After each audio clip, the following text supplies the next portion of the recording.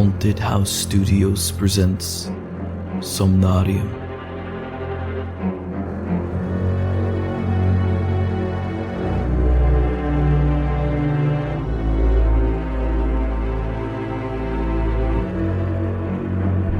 Bonus Episode 1: Going to See the Dinosaurs.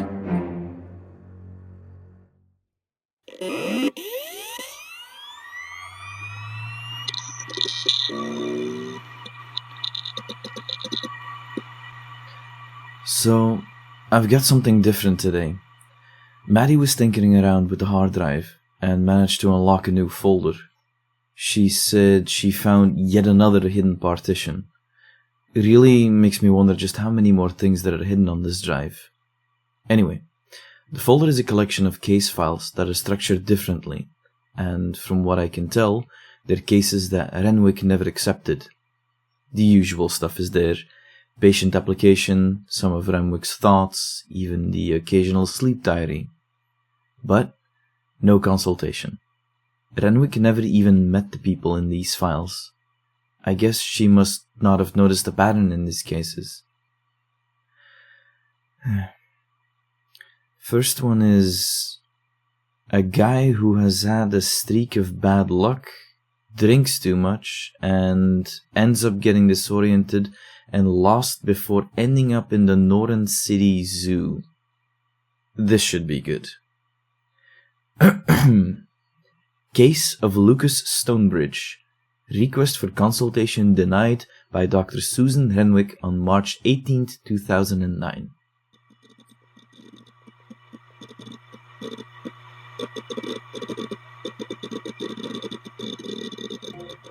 Patient application. Applicant Lukas Stonebridge. Date March 11th, 2009. Hello. I'm writing to you because, well, honestly, I looked up sleep clinic in my friend's Northern City phone book, and you were the first one I found. When I called your office, the lady on the line told me you required a formal applicant letter, and that I should keep a sleep diary until I get a response. It seems like you're pretty swamped with clients lately. The lady had to put me on hold twice during my call. Hope you can find the time to talk about my situation. I understand it's strange, but I really think I might need help. I'm back in Northern again. After all these years, I'm back. The city is the same in a lot of ways. The towers downtown have gotten taller. The city has spread out and metastasized its way up the arteries of surrounding roads, but it's still the same. The essential character of the city, whatever that might be, has not changed. I have changed, though. I left Northern a bold 20-something, dreaming of a career in publishing. I came back at the tail end of my 30s with a severance check in the mail and a 3-year marriage torched and scattered to the winds. There can be comfort coming back to something that is in its way constant, but it can also remind you how much you have changed. I had almost nobody in Northern from the old days. Nobody but Brett Harding. Brett and I had been inseparable from grade school to university. When I moved, we made all the usual promises to stay in touch, and we really did for a while, but the phone call speeded out into longer and longer stretches of silence. When Evelyn kicked me out, I was too proud to call my parents, too ashamed to face any of our mutual friends, so I called Brett, and he told me he could spare a couch for a week or two until I had things figured out. We tried to catch up. It went nowhere. For me, the recent past was an open wound and every question a prod. I deflected, and the conversation moved on, and we dabbled in the safe ground of reminiscing about old times for a while. Eventually, he suggested that I should get my mind off everything by hitting a couple of clubs. I countered that we were both past our best clubbing days. He told me he knew a few places where we'd still fit in. Old Northern has a good scene these days, he said, as we walked into the needling wind of an early Northern spring. Brett was my guide in Old Northern. The oldest part of the city is a maze from before the days of urban planning. It felt strange to be so lost in such a familiar place. It was only a 20-minute walk, but it was enough for me to lose all sense of direction. I smoked while we waited in line, blowing streaks of smoke into the evening air that were whisked away down the street. Brett pulled out a little Altoid tin and shook out 3 rectangular pills into his gloved hand. He told me to take one, that it would make the drinks hit harder and help take the edge off. I only hesitated a moment. I wanted more than anything to be lost to myself and the world. I swallowed 2 of them dry. It was all a series of impressions, the throb of bass in my chest, the cottony press of loud music, faces, and lights. The bar, the familiar burn of alcohol, the dance floor, the press of bodies. I was in the toilet, ears ringing and head spinning pleasantly. The night had moved fast, the pills and alcohol turning my memory into a streak of hazy light, when a sudden thought lit up my brain like a flash of lightning. Evelyn. Maybe she had called me. I fumbled around for my phone. It wasn't in my pockets. Panic swelled up in my throat for a moment, and the pleasant headspin curled into a sort of vertigo before I realized I must have left it in Brett's apartment. The swell of panic subsided, but did not disappear. I collected myself and stepped back into the pounding noise. Brett had found a girl. They leaned against the wall, far from the blasting speakers, entwined around each other, and I realized that all around me people were paired together. An absence, until then half felt, slammed home with full force, and the barely suppressed panic surged forward and swallowed me whole. I was moving, pushing blindly through the dance floor, spilling drinks and making people stumble and swear. It was all noise as I moved towards the dark hole of the exit. I tripped on my way out, going down to a knee amongst the crowd. My glasses had only been holding on by a hair, and they flew from my face and hit the ground, turning the world into a smeary mess. The crunch couldn't have been heard over the roar of the music, but I could swear I could feel it as a booted foot slammed down on them. They were handed back to me by a bleary watercolor painting of a man's face. I squinted through the single remaining spiderweb lens as I made my way to the door and into the night. The cold of the night was a relief. The faintly whistling wind wicked the flush of panic from me as I stared out blindly into the night through my remaining ruined lens. The street was quiet on a weeknight. Hazy figures moved between distant streetlights into seas of darkness between. The alcohol, pills, and outflow of adrenaline left me in a brief stupor before the club's bouncer told me to keep moving and quit crowding the door. I obeyed meekly, turning in the direction of Brett's apartment, and started to walk.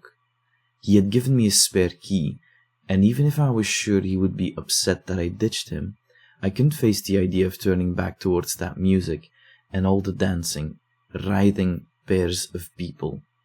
Even as I took my first few steps, the cold had turned from relief to discomfort as I hunched my head as I walked out from under the streetlight and into the dark. I was lost by my first turn, although I didn't know it. I've tried to retrace my path that night since, but I can't make sense of it. I can't correlate the roads on my flimsy tourist map to any of the dark and narrow ways I passed through. Every path and intersection seemed to lead to an emptier street, and every street lamp seemed further than the next. I couldn't read the street signs through my shattered cracked lens and mental haze. Even when I squinted through a clear sliver of the glass to read a couple letters at a time, the names seemed to leak out of my head. I remembered that I walked past the shape of a blue payphone and didn't even think about calling a cab. 4 or 5 turns later, when the streets had emptied out and the houses seemed to lean over me with ill intent, I decided I would go back to the payphone. I must have walked for 10 minutes before realizing that I wasn't going to find it again. My body felt heavier with every step, the effect of the pills seeming to increase the pull of gravity, but every time I slowed or stopped, a gust of needle-fingered cold would galvanize me to push forward another block in search of something familiar or a person to beg for help. I remember standing on an old stone bridge, looking down into a river that ran fast and dark underfoot. Each end of the bridge was flanked by a pair of stone lions that were deformed by time and darkness into crude gargoyles. I lingered there for a while, looking at the reflections of the streetlight and the water before the cold finally pushed me onwards. Somewhere deep in Old Norren, the Norren Memorial Zoo sits brooding, a great compound of brick and wrought iron fencing. All the animals are gone now. They closed the zoo years ago, but the big empty complex has yet to be demolished or repurposed. I came back to myself in the parking lot of the Memorial Zoo. My hands and feet were numb, and my teeth were chattering. The ground seemed to tilt underfoot. I squinted blindly through my shattered lens, looking for somewhere to shelter before I saw a familiar flash of blue. A payphone station right by the rusty shutters of the zoo. I stumbled to the phone, which hung from its cord like a lone executed man. I winced when I put the cold plastic to my ear and let out half a sob when I heard the dial tone. 911, a slurred plea. Please stay on the line, sir. We're going to send someone to help. An ambulance, the squeeze of a blood pressure cuff, a hospital room, and sleep. That was one of the last peaceful sleeps I've had for nearly a week now. The dreams started my first night after being discharged from the hospital. I was more or less housebound without my glasses. I squinted around the yellow pages for an optometrist and made a couple phone calls before realizing that a pair of new glasses could take a couple of weeks if I was lucky. Since I couldn't bring myself to leave the apartment after the awful night before, I decided that a nap would be the best course of action. Even as I lay in bed, the visions of last night kept flicking through my head until I drifted off. Old Norren is almost as it was when I was younger.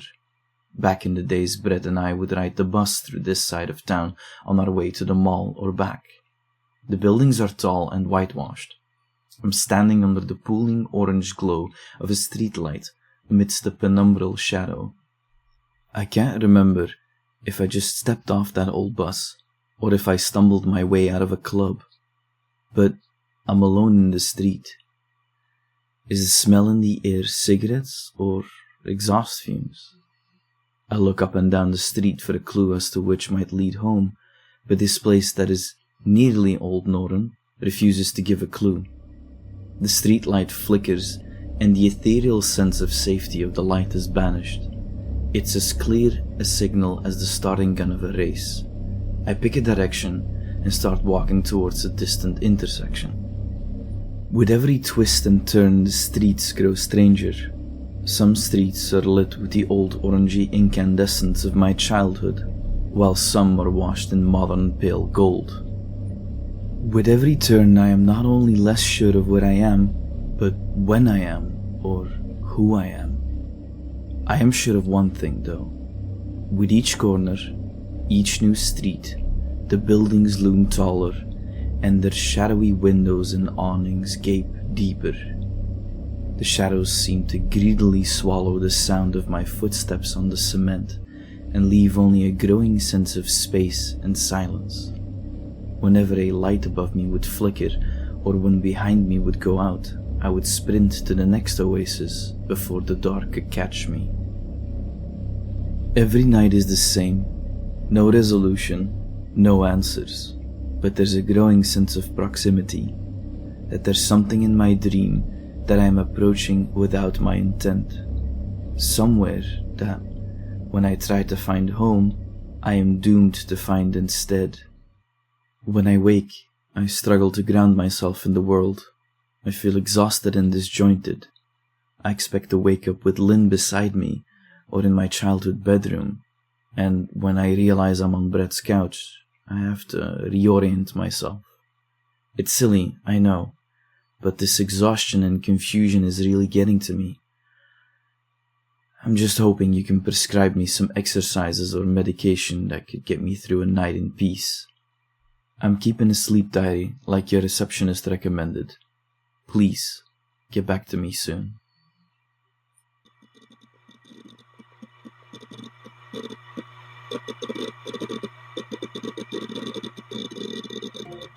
Sleep diary. All prior entries corrupted. Monday, March 16th, 2009. Blue. The phone was blue. Or maybe it was yellow? It's so hard to remember this morning. When I was a kid, the payphones were all yellow. The kids at my school called making a phone call chatting with the banana or something similar. I had been wandering in the dream again.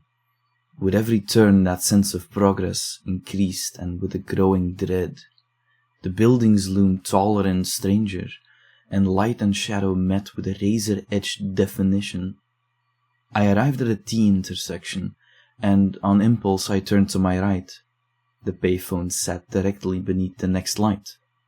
The light above it seemed to flicker between shades, first deep and hazy orange, then a lucid gold. It's a strange thing. I don't want to approach it. I look right to see the street disappear into complete shadow. I know I can't turn back. I take the first step out from under my streetlight and towards the phone, and it starts to ring. I freeze, and it's the only sound in the whole world, insistent and clear, echoing off of the buildings lining the street and being swallowed in the distant dark. It's for me, of course.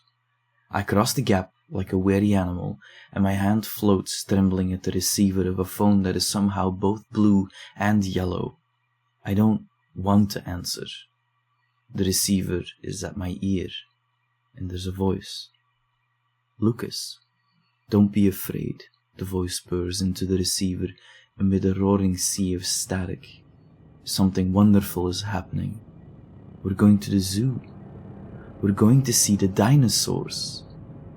I recognize the voice, or rather I almost do. Through the haze of the poor connection, I can't tell if I'm hearing Evelyn or someone else. "We're going to see the dinosaurs, Lucas. We're going to see the dinosaurs. We're going to see..." And then there's a shriek of static, and I pull the phone away from my ear as if shocked with 120 volts, and there are a sea of voices in the static chanting those words. I turn to run and stop dead. Far, far ahead of me is the zoo. The road to it is straight, but even now seems to warp and branch. It's too vast for my brain to accept, a hulking beast of history looming with its gates wide to accept any and all. Standing at the payphone under the awning of the building, a figure wreathed in surreal and total shadow, holding the receiver to her ear and looking towards me. I covered my eyes with my hands, and the cacophony of voices faded gradually. When I peeked through the cracks in my fingers, I looked up at Brett's popcorn-textured ceiling. Thursday, March 19th, 2009. It's still there. In the dreams now, whenever I try to orient myself by the skyline, I see it. The old Norrøn zoo stands looming out of all proportion or sense above the other buildings. Whenever I first look up in the dream, I see it dead ahead. But I know, instinctively, even if I'm lost, even if it is the only landmark, I don't want to go there. I don't want to stand in its shadow or pass its threshold. So I try to turn away. I zig left or right onto a gold-hazed street and look for a new route. But the roads betray me. They bend back to face the zoo as if dragged away by gravity, or they end in intersections where only the lit street takes me closer by degrees to walking towards the only landmark of this almost city. It's like an ultimatum is being handed down to me.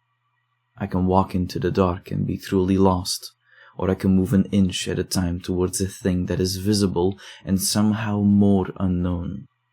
A binary choice repeated ad nauseum until it seems there was never a choice at all.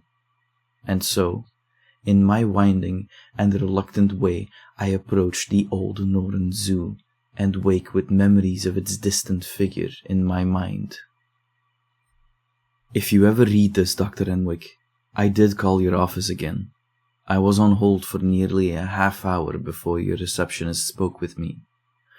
When asked if I could update my application letter or submit my dream diary for review, she was very clear that it would put me back at the start of the queue.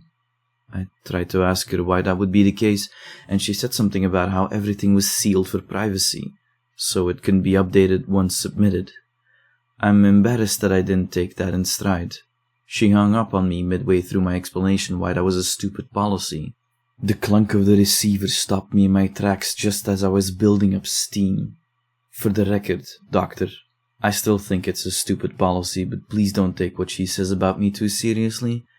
It's just all this damn stress and these dreams. I am digressing. This is supposed to be a dream journal. I guess I just needed to have that said. Friday, March 20th, 2009. After last night, I felt like I was going stir crazy. It's been a week now of barely going outside. A week of concerned looks from Brett. A week of sitting, watching the phone on the end table, waiting for a call. I thought I knew the place to go. Somewhere not far, but where I didn't feel the pressure of all the buildings and streets surrounding me. I boarded the 83 bus south. I knew every stop along the way to Centennial Park. As I walked the gravel paths between stands of trees, I reminisced on Saturday nights spent in the park with Brett hiding in the bushes and getting high on cheap grass. Back then, the whole world could move around us, but it couldn't touch us. It felt good to be there, to not be worrying or waiting for a phone call. When I came to the central pavilion, my nostalgia was cracked by a change in the scenery. The central fountain had been remodeled. It took me a moment to determine what was so wrong with it, and only when I had gotten quite close was my vision clear enough to tell. Where once a verdigris bronze statue had stood in the center, now there was a bare pedestal. The fountain was dry and dirty, and the whole scene just seemed forlorn. I couldn't have told you why it bothered me so much, but I suddenly had no desire to linger there. I figured I'd go back to the pond I had passed and have my smoke there. After I finished my cigarette and sat for a while, I started to make my way back to the bus stop. The clouds promised rain as I wound through the paths I had passed through before. I walked between a copse of white birch that was still bare in the young spring and came to a halt. A split in the path that I did not remember lay ahead of me. Suddenly nervous and indecisive, I picked a path from which the distant sounds of traffic seemed louder. I followed it until I came to another split. I stood still, listening as the susurration of the spring breeze through the branches overwhelmed the traffic and left me stranded without reference. I tried to retrace my steps, but when I came to the copse of birches I felt a sudden stab of fear. Their pale needle forms and black knots like unblinking eyes or pitiless shadows set me in the mind of the looming evil buildings in my dreams, and I couldn't bear to walk under their grasping branches. I turned again and tried to find a new way along the paths. The paths I had followed had somehow led me back to the pavilion. It had begun to rain. I drifted towards the fountain. The statue was back, or so I thought. A new figure. It gleamed atop the fountain. I couldn't believe my eyes when I finally got close enough to recognize it. I had seen the face often enough. It was me. Me as I was when I left Norren for what I thought would be the last time. A lean and smiling face upturned to look the world head on. A bold stature and confidence. Had I ever been like this? Gradually I noticed the flaws. The statue's posture seemed rigid to the point of pain, and the planes of the upturned face channeled the rain into streaks like tear tracks. With a sudden shock I saw that the statue was chained clumsily to the pedestal, as if captive. I didn't want to follow the statue's gaze, but I couldn't help myself. Even above the tree line, Old Norren Zoo loomed. The statue's tear-streaked face stared towards it with the emotion I had mistook for confidence. In the distance, something immense rumbled inside the zoo. I fled down the paths and through the trees, every one a skeletal black-eyed birch now, looking for someone to help me, to ground me in sanity. I nearly ran into the pond, and when I looked left and right I saw a ratty figure curled up on the park bench. I ran to their side and shook them, begging unintelligibly for help, and I awoke with a shiver and now laying rain-soaked on the bench. The world seemed in flux for a few dizzy moments, and then I was sure of the world around me. I retraced my steps and feared an unexpected intersection or bend in the path, but it was exactly as I remembered it. I hurried to the bus stop and waited under the shelter as the rain came down in sheets. Even now, I can't quite find the seam in dreaming and waking, but hasn't it always been that way? It's hard to think this through. I'm so tired. Monday, March 23rd, 2009. I picked up my glasses today. I felt a little hopeful that maybe things would turn around somehow, but my dream blew that all away. I was wandering through the not quite Norren. The buildings loomed over me with their pale facades and black hole windows. I feel so very small as I wander from streetlight to streetlight, trying to find some way that will not lead me to the swelling shade of the zoo in the distance. But every turn is a wrong turn. Every path leads me on just long enough to lose my sense of direction before I see I have been reoriented back to face the zoo. I remember that I started to call out for help, not caring who found me, because anyone would be better than nobody. I shouted for Evelyn, for Brett, for my parents, for anyone. The empty street swallowed my voice. When I woke up, Brett was shaking me gently. He told me I had been having a nightmare and that I woke him up. He looked at me with concerned eyes and asked if this was really all about Evie. Asked if he could help. I might have told him then, but to say anything could put me on the path of saying everything, and it's all so crazy that I couldn't bear to see how he'd look at me if I let him know I was losing it. So I told him it was nothing. He didn't let it go. Our discussion devolved into an argument and then a fight. Why couldn't he have let it go? We both said things the other couldn't forgive, and he told me I should probably go. He told me that, as far as he was concerned, I was a stranger. I'm writing this in my car now. The windows are all fogged up so I can't see outside at all. It's better that way, really. Now that I have my glasses, there's something threatening about the clarity of the streets. I don't want to look too long. That way I can pretend the city still looks the same to me at night. Wednesday, March 25th, 2009. I've moved into a motel. A real rat's nest at the edge of Old Norren near the highway. It's really the only place I can afford. Last night, I walked the city alone.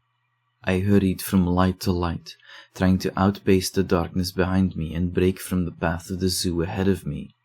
I thought I heard voices, but when I tried to follow, I lost them. The rumbling is so often now.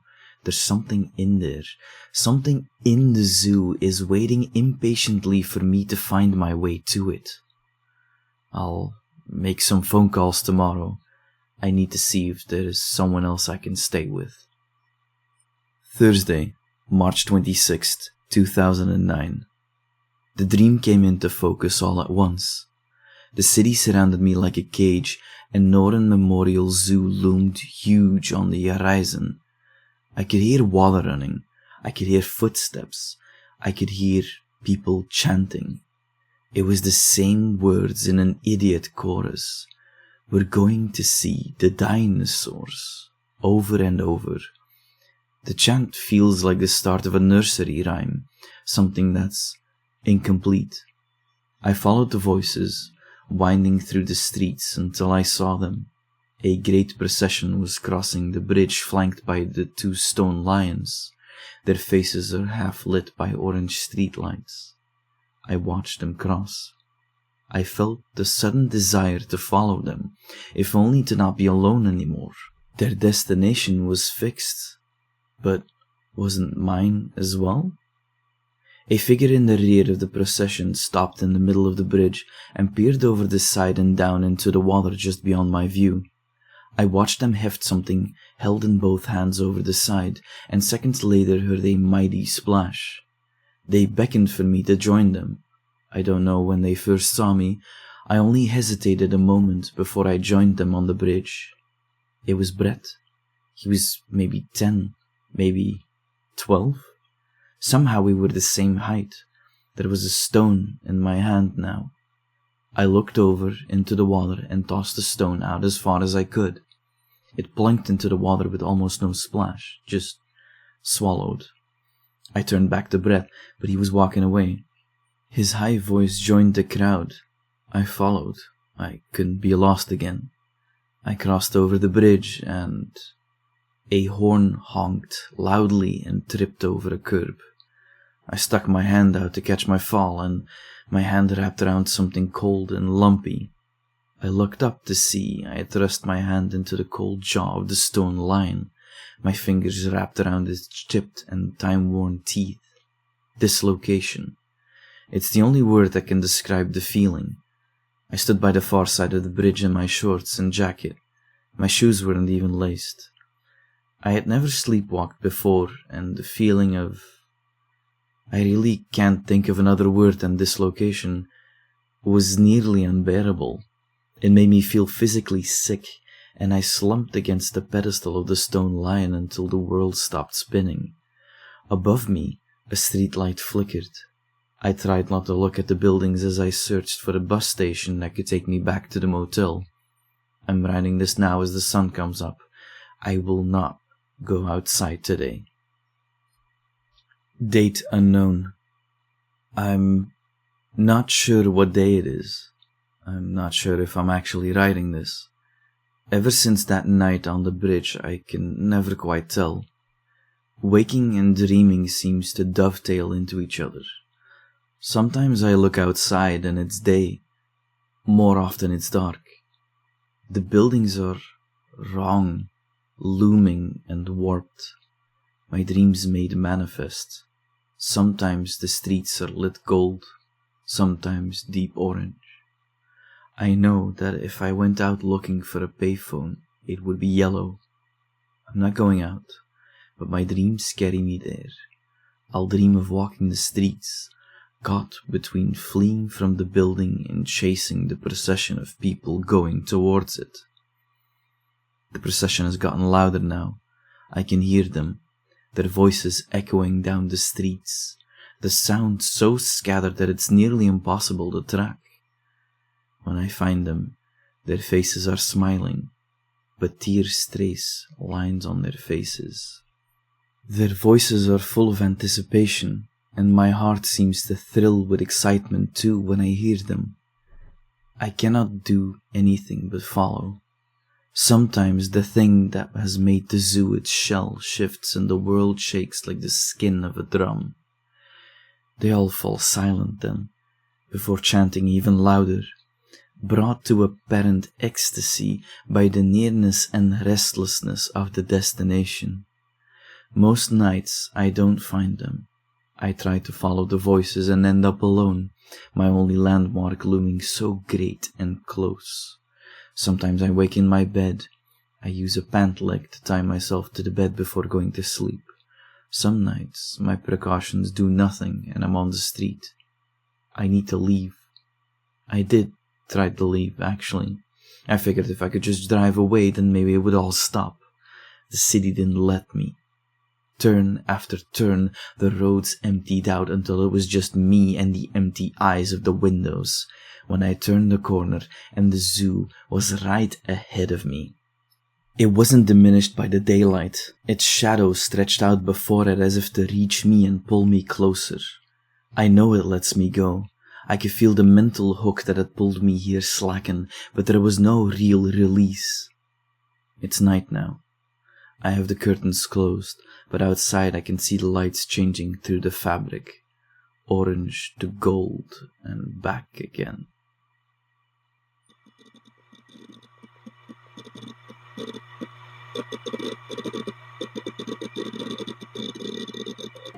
Note from Dr. Renwyck. While I never consulted with Mr. Stonebridge, I have pieced together all of the information I have on him after Detective Rayner came to see me in my office. Mr. Stonebridge is, at this time, listed as a missing persons case under suspicious circumstance.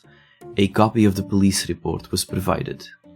A notebook was recovered by officers performing a wellness check at the Candlekeeper Motel, Lukas Stonebridge's last known place of residence. This was done at the request of the owner, who reported unusual sounds over the last handful of nights coming from the room. The scene described by investigating officers was fairly mundane. The room was untidy, with a packed suitcase and an overfilled ashtray. The bed was unmade and in some state of disarray, and a pair of jeans were tied to the bed frame that the officers described as looking like a slipknot. Officers reviewed the journal and investigated the exterior of the Noran Memorial Zoo. They did not enter the premises as they could not get a warrant. The building is currently privately owned, but it seems unclear who currently owns it, and the warrant paperwork was apparently misfiled. The officers found no sign of Lukas outside the premises. The report mentioned that the payphone on the site was found vandalized. The receiver appeared to have been pulled off the phone itself. Lukas's prints were found on the phone, but it was unclear how recent they were.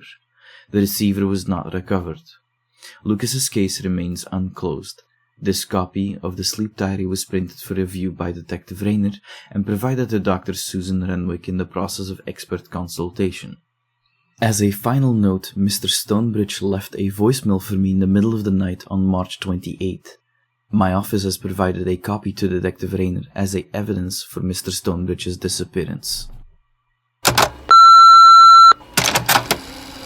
Dr. Renwyck, it's Lukas. I'm sorry to call you at this hour. I know we never spoke, but your number was the only one that went through on the payphone. I'm at the zoo, Doctor. I tried to get away, but I don't think it'll let me. Not anymore. I'm not alone. They're all here too. Really here, I think. This isn't just a dream. Can you hear them? The gates are open now. They're all going in. Some of them are holding hands. We're all crying. Oh God. I don't want to go, but they're waiting for me. Brett went ahead, and Evie's waiting here for me. She's got her hand out for me, Doctor. I don't think it's really her, but I really want it to be. I'm scared. I can hear it moving in there. It's huge. It's just black in there. They cross into the shadows and then they're just gone, Doctor. Oh, she's coming closer. Stop! I don't want to go. Let go of me. Let go of me, Evie. You're not hurt. You're not real. This isn't real. This isn't. I can't. Please.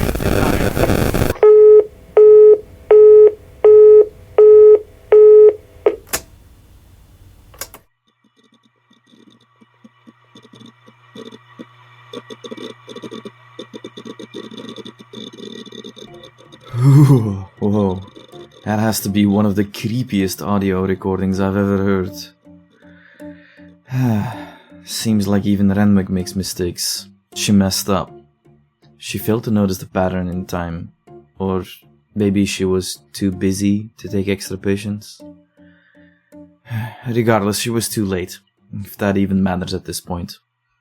Have we even seen a single case that doesn't end badly for a patient? What I can tell you is that Renwyck did identify the pattern at a later point. The scanned version of the case file has Labyrinth written in black marker in the upper right corner. So, in conclusion, I think we can safely say that the theme of being lost matches the Labyrinth pattern, whatever that means. Anyway, that's all I have for you today. If another of these files pop up, you'll hear from me again.